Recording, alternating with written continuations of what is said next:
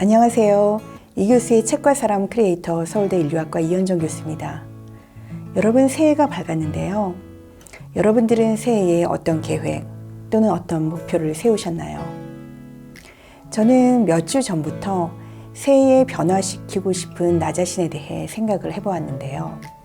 바쁘다는 핑계로 자신에 대해 많이 생각해보지 못하고 살아왔는데 막상 생각해보니 참 문제가 많은 인간이더라고요. 하지만 한 번에 모든 것을 뜯어고치기는 어려울 것 같고 일단 2023년부터는 가까운 사람들에게는 다정하고 잘 알지 못하거나 먼 사람들에게는 친절한 사람이 되기로 하였습니다. 오늘 새해 첫 시간인데요. 살짝 고백하자면 오늘 소개할 책을 고르는데 어려움이 있었어요. 다 똑같이 중요하다고 말하면 할 말이 없긴 하지만 그래도 새해의 맞이 첫 주는 상징적인 의미가 있잖아요.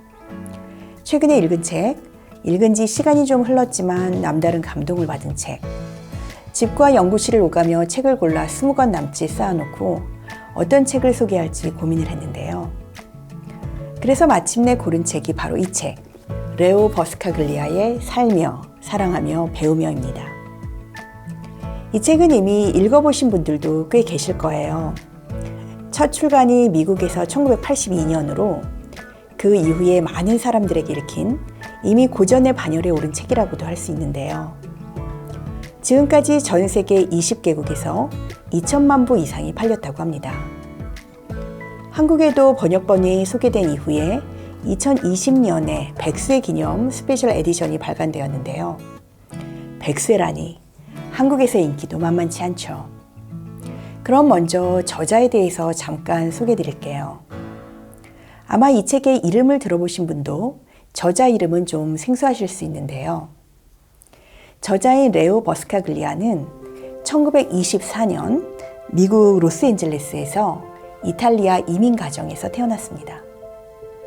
이후 미국의 서던 캘리포니아 대학에서 교육학을 전공한 후 초등학교 특수교사로 학습장애가 있는 아이들을 지도하다가 모교인 서던 캘리포니아 대학교의 교수로 20년 가까이 재직했어요. 그런데 이 책에도 나오지만 어느 날 초롱초롱한 눈으로 자신의 수업을 열심히 듣던 학생이 절벽에서 떨어져 자살했다는 소식을 듣게 됩니다. 이 사건이 계기가 되어 그는 교직을 그만두고 러브 클래스라는 사회교육기관을 열어 운영해 왔어요. 그의 사랑학 강연은 미국 사회에서 선풍적인 인기를 끌었고 그는 닥터 러브라는 별칭을 얻게 됩니다. 그는 1998년 6월 74세의 나이로 미국 네바다주에서 심장병으로 숨을 거두었는데요. 비록 그의 몸은 세상에 없지만 그의 마음과 정신은 여전히 여러 책을 통해 우리 안에 살아있다고 할 수 있을 것 같습니다. 그럼 이 책에 소개된 한 가지 우화를 이야기하면서 시작할까 해요. 동물학교의 우화인데요. 직접 버스카글리아의 글을 통해 이야기해 보도록 하겠습니다. 토끼, 새, 물고기, 다람쥐, 오리 등 수많은 동물들이 모여 학교를 만들기로 했습니다. 그런데 토끼는 달리기를 수업에 넣어야 한다고 했고 새는 날기를 수업에 넣어야 한다고 했습니다. 그러자 물고기는 헤엄치기를 수업에 넣어야 한다고 했고 다람쥐는 나무 오르내리기를 수업에 넣어야 한다고 했습니다.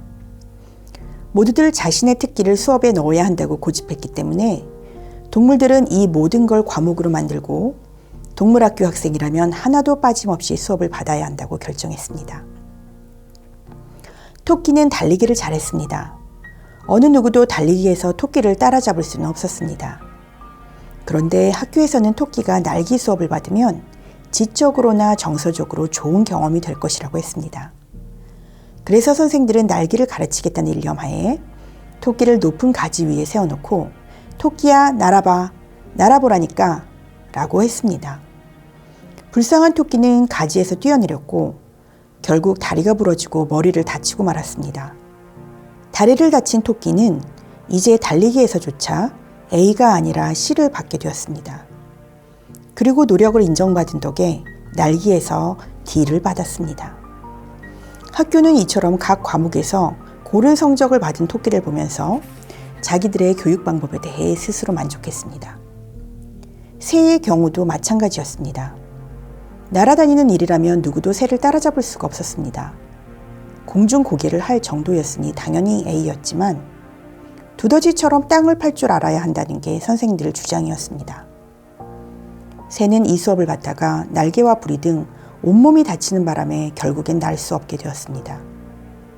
하지만 학교 측은 아주 흐뭇한 얼굴로 새에게 날개 과목에 C를 주었습니다. 다른 동물들도 다 이런 식이었습니다. 그런데 누가 이 학교를 수석으로 졸업했는지 아십니까? 어느 과목에서나 지지나 취급을 받던 뱀장어였습니다.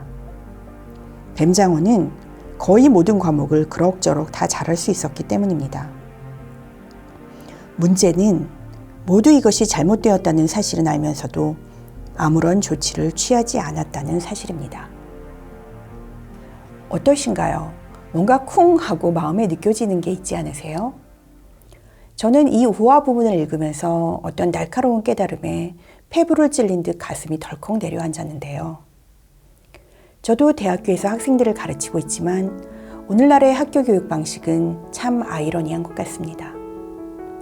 서로 다른 잠재력과 자질을 가진 다양한 사람들을 모아놓고는 각 사람의 남다른 재능을 발전시키고 세상에서 독창성을 가지고 살아가도록 돕기보다는 거꾸로 모든 사람을 다 그저 그런 몸이 건조한 사람으로 평준화시켜버리니까요. 전인교육이라고 하지만 우리는 모두 달리기도, 날기도, 땅 파기도 그저 어정쩡한 뱀장어로만 키우려는 것 같습니다. 이처럼 오늘날의 교육 방식에 대해 버스카글리아는 혹독하게 비판하고 있는데요. 그런데 놀라운 것은 그처럼 혹독하게 비판하면서도 그의 목소리는 너무나 따뜻하고 다정하다는 겁니다. 내용도 강연을 바탕으로 한 것이라서 아주 쉽고 간결해요. 인생에서 가장 중요한 내용은 결코 어려운 문장이나 복잡한 생각에 있는 게 아니라는 것을 버스카글리아 선생님은 아주 분명히 잘 보여주고 있습니다. 앞서 말씀드린 것처럼 버스카글리아는 사랑하기라는 과목을 만들어 세계 곳곳을 돌아다니며 강연을 하였는데요. 그럼 그가 말하는 사랑이란 무엇인지 한번 배워볼까요? 진정으로 사랑할 줄 아는 사람이란 자기 자신부터 사랑하는 사람입니다. 이렇게 말하면 사람들은 바짝 긴장하면서 저게 무슨 말이지? 라고 합니다. 저는 지금 이기적인 인간형을 말하려는 게 결코 아닙니다. 거울 앞에 서서 거울아 거울아 이 세상에서 누가 제일 예쁘니? 그럼 그렇지 하고 중얼거리는 사람을 말하려는 것도 아닙니다. 진정으로 자신을 사랑할 줄 아는 사람이란 손에 쥐고 있는 것을 다른 사람들과 나누어야 비로소 뭔가를 가질 수 있다는 사실을 아는 사람입니다. 이 세상에서 제일 교양 있고 제일 똑똑하고 제일 활기 넘치고 제일 다재다능하고 제일 독창적인 사람이 되기를 꿈꾸어도 좋습니다. 사람이 무엇이든지 간에 무엇인가를 손에 들고 있는 단 하나의 이유는 언젠가 나누어 주기 위해서입니다. 진정으로 자신을 사랑할 줄 아는 사람이란 손에 쥐고 있는 것을 다른 사람들과 나누어야 비로소 뭔가를 가질 수 있다는 사실을 아는 사람. 참 멋진 표현이지 않나요? 우리는 나 자신을 사랑한다는 것이 매일매일 바쁜 삶 속에서 스스로를 다독다독하고 좌절감에 빠지거나 의욕이 없을 때 괜찮아 라고 용기를 북돋고 자신의 몸이라든지 건강을 잘 챙기고 가끔씩 자기가 좋아하는 것을 스스로에게 선물로 주고 보통 이런 것들을 생각하는 것 같아요. 그런데 버스카글리아는 자신을 사랑하는 일이란 결국 우리가 가진 것을 다른 사람들에게 나누어 주는 것. 다시 말해 다른 이에게 나의 것을 나누면서 기쁨과 행복을 느끼는 일이라고 말하고 있습니다. 우리는 어른이 되면 독립을 해서 어느 누구의 도움도 거부해야 한다고 생각합니다. 하지만 저는 이렇게 말하고 싶습니다. 바로 그 때문에 우리가 모두 외로움으로 죽어가고 있다고 말입니다. 다른 사람을 도울 수 있다는 건 얼마나 멋진 일입니까? 그리고 다른 사람에게 도움을 청한다는 것, 누군가에게 도와달라고 말할 수 있는 것은 또 얼마나 아름다운 일입니까? 짧은 인생 속에서 서로의 삶이 맞물리면서 마음이 통하는 순간이야말로 우리가 누릴 수 있는 일생 최대의 기쁨이 아닐까요? 그동안 자살이라든지 우울증에 관해 연구해왔던 저는 최근 들어 외로움에 대해 관심을 갖고 있는데요.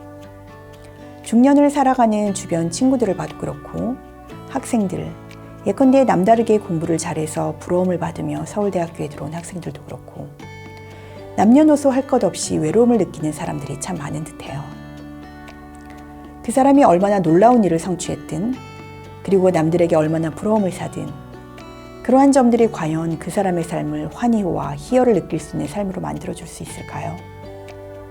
혹시 미친 듯이 스스로가 더 나은 사람이 되도록 더 능력 있어 보일 수 있도록 몰아붙이면서 주변 사람들 그 누구와도 따뜻하거나 서로 지지하는 관계를 만들지 못하고 외로움 속에 살아가는 것은 아닐까요? 우리는 한번 새해를 맞아 우리 자신의 삶을 되돌아볼 필요가 있습니다. 우리 사회는 목적지를 중요시합니다. 새로운 사실을 하나 알려드릴까요? 목적지가 아니라 여행 과정, 그게 바로 인생이라는 사실입니다. 삶은 여행입니다. 삶은 과정입니다. 삶은 여정입니다. 목적지에 도착하면 과연 무엇이 있을까요? 여러분을 우러러보는 사람들이 있을까요? 고급 승용차가 있을까요? 하지만 그런 것들이 행복을 보장하는 건 아니라는 사실을 목적지에 도착해서야 깨닫게 됩니다. 높은 곳에 당도한 사람이 다른 사람을 쳐다보는 법, 다른 사람에게 손을 내미는 법, 다른 사람과 이야기를 나누는 법, 다른 사람을 걱정하는 법을 잊어버렸기 때문에 외로움으로 죽어가는 것도 특별한 사건은 아닙니다. 요즘 정신병원의 환자들이 점점 많아지는 추세입니다. 제가 로스앤젤레스 자살방지위원회에서 일할 때를 회고해보면 전화가 밤낮으로 울려댔다는 것이 가장 먼저 떠오릅니다. 이것은 뭔가 단단히 어긋났다는 뜻입니다. 또한 우리가 뭔가 잘못하고 있다는 뜻이기도 합니다. 만일 사랑한다는 말 한마디라도 따뜻히 해주는 사람이 그들 옆에 있었다면 어떠했을까요? 아무 조건 없이 너를 사랑하마. 네가 머리가 나빠도 넘어져서 코가 깨져도 잘못을 해도 실수를 해도 무조건 너를 사랑하마. 이렇게 말해주는 사람이 옆에 단 한 명이라도 있었다면 정신병원 신세를 질 사람은 이 세상에 아무도 없을 것입니다. 결혼 생활이란 이래야 합니다. 그럼에도 실상은 어떤가요? 가족이란 이래야 합니다. 하지만 실상은 어떤가요? 우리의 삶이란 이래야 합니다. 하지만 실상은 어떤가요? 인간에게는 누구나 걱정해주는 사람이 필요합니다. 다시 한번 말하지만 모든 인간에게는 진심으로 걱정해주는 사람이 단 한 명이라도 있어야 한다는 게 제 강의의 요지입니다. 작은 것, 상대방을 걱정하는 작은 마음의 표현. 손가락 하나가 두글 막을 수 있습니다.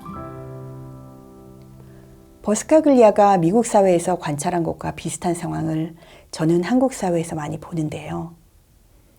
다들 아시다시피 오늘날 우리 사회에는 우울증, 불안, 자살과 같은 불행한 경험들이 자꾸 늘어나고 있습니다. 정신병원 신세를 지는 사람들이 늘어가고 있어요. 오늘날 대부분의 사람들은 뇌과학이라든지 생물학적, 유전적 원인에 관심이 많기에 버스카글리아가 말하듯 옆에서 사랑한다는 말 한마디라도 따뜻하게 해주는 사람이 있다면 정신병원 신세를 질 사람이 한 명도 없을 것이라는 의견에는 많은 분이 공감하지 못할 수도 있습니다. 그러나 어쩔 때는 아주 터무니없어 보이는 말이 핵심적인 진실을 담고 있기도 합니다. 만일 우리가 어려움을 겪는 이에게 사랑을 전달할 수 있다면, 그리고 만일 이처럼 사랑을 서로 전달하는 일이 인간에게 가장 중요한 일이라는 것을 많은 이들이 알게 된다면, 적어도 이전보다는 훨씬 많은 사람들이 좁다란 정신병원에서 인생의 많은 시간을 보내야 할 필요는 없을지도 모릅니다. 앞에서 자기를 사랑한다는 것은 결국 남에게 내가 가진 것을 나누어주는 행위라는 이야기를 했었지요. 그러면 한번 생각해보죠. 우리가 모두 남에게 나누어주는 삶을 하기로 했다고 해봅시다. 그런데 막상 결심을 했지만 무엇을 나누어 줄지 막막해집니다. 어디에 가서 누구에게 무엇을 해야 하는 거지? 라는 생각이 들죠. 그래서 버스카글리아는 이렇게 이야기합니다. 사람은 누구나 어울려 살아야 합니다. 제 삶에는 여러분들이 필요합니다. 여러분 없이는 제 삶이 완전할 수 없으니까요. 그러나 더 중요한 일이 있습니다. 그건 여러분 자신의 존재에 대해 스스로 알고 난 후에 제게 비로소 뭔가를 줄 수 있다는 것입니다. 그건 저도 마찬가지입니다.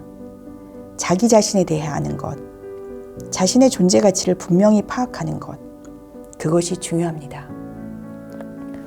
우리가 각자 자기 자신에 대한 성찰, 그러니까 하나하나 진중하게 따져가면서 내가 진실로 어떠한 존재인지 생각해 볼 필요가 바로 여기에 있습니다. 버스카글리아는 말합니다. 이 세상에서 목숨을 걸 만한 가치가 있는 가장 위대한 단 한 가지 전투는 바로 진정한 나가 되기 위한 싸움이다. 우리의 삶은 여러 가지 장애물을 만나기도 하고 어려움을 겪기도 합니다. 때로는 지진이나 홍수와 같은 자연재해, 질병이나 커다란 사고, 이러한 문제들로 인해 재물이나 가까운 사람을 잃기도 합니다. 또 가깝다고 믿었던 사람으로부터 심각하게 배신당하거나 사랑했던 사람으로부터 이별 통지를 받기도 합니다. 평생 시간과 노력을 가족에게 쏟았는데 가족이 나의 헌신을 알아주기는커녕 나를 한심하게 바라봅니다. 이런 경험들은 모두 우리를 무너뜨립니다. 계속 살아갈 수 있을지조차 흐릿하게 느껴집니다. 하지만 버스카글리아는 말합니다. 모든 것이 산산이 부서지고 무너져도 나는 여기 이 자리에 남아있다고요. 내가 아직 있다는 것은 비록 힘은 들겠지만 아직은 가능성이 있다는 것을 뜻합니다. 무너져 내린 블록들을 다시 쌓아갈 수 있습니다. 진정한 자아를 찾는 것의 중요성에 대해 언급하면서 조지프 징커라는 심리학자의 글을 소개하고 있는데요. 마지막으로 그의 문장을 읽으면서 오늘 이야기를 마무리할까 합니다. 자아를 찾기로 결심한 사람은 어떤 식으로 자신의 존재를 변화시키겠다고 생각할까? 그는 자신의 머리가 아직은 녹슬지 않았고 몸도 아직은 기운이 남아있고 지금이야 어떻든 자기 앞에 놓인 운명은 자신의 손에 달려있다는 걸 깨닫게 될 것이다. 운명을 바꾸려면 달라지기로 결심하고 변화에 대한 사소한 거부감과 두려움을 극복하고 자신의 생각을 보다 정확하게 파악하고 마음이 가는 대로 행동하고 머릿속으로 상상만 하기보다는 구체적인 실행에 옮겨야 한다. 예전과는 다른 차원으로 보고, 듣고, 만지고, 느끼는 연습을 하고 완벽해야 한다는 욕심 없이 내 손으로 뭔가를 창조하고 해로운 습관은 없었는지 생각해보고 아내와 아이들과 친구들에게 어떤 식으로 말하는지 들어보고 자아의 귀를 기울이고 대화 상대의 말을 귀담아 듣고 그 사람의 눈을 들여다보고 좌충우돌하는 과정을 소중히 여기고 그 과정이 미래를 위한 밑거름이 된다는 믿음을 가져야 한다. 하지만 구슬땀을 흘리며 고생을 하지 않고는 달라질 수 없다는 점을 명심해야 한다. 자아 찾기에는 공식도 없고 참고서도 없다. 나는 존재하고 여기 이 자리에 살아있으며 자아를 찾는 여행을 하는 중이고 내 삶의 주인은 나이며 어느 누구도 대신 살아줄 수 없다는 사실을 깨닫는 것. 네, 오늘은 레오 버스카글리아의 명저 살며 사랑하며 배우며를 소개해드렸는데요. 중학생도 편하게 읽을 만큼 쉽고 따뜻한 문장, 그리고 어떤 부분은 마치 자기계발서처럼 보이지만 사실 그보다 훨씬 더 깊고 풍성한 이야기를 나누고 있는 그의 삶, 사랑, 배움에 대한 지혜를 올해 여러분들께서 꼭 한번 접해보시기를 권하고 싶습니다. 오늘 영상이 좋으셨다면 좋아요, 구독, 알림 설정 부탁드리겠고요. 그리고 지난주에도 광고 드렸지만 올해부터 나의 인생책 이야기 코너를 신설했습니다. 여러분들께서 함께 공유하고 싶은 인생책이 있으시다면 bookandsaram@gmail.com 이곳으로 어떻게 이 책을 알게 되었고 어떤 점이 감명 깊으셨는지 여러분의 사연과 함께 써서 보내주세요. 책의 종류는 어떤 것이라도 상관없어요. 그러면 저도 함께 읽고 보내주신 분의 이야기를 나누도록 하겠습니다. 그럼 저는 다음 주에 또 다른 좋은 책을 가지고 여러분들을 만나 뵙도록 하겠습니다. 감사합니다.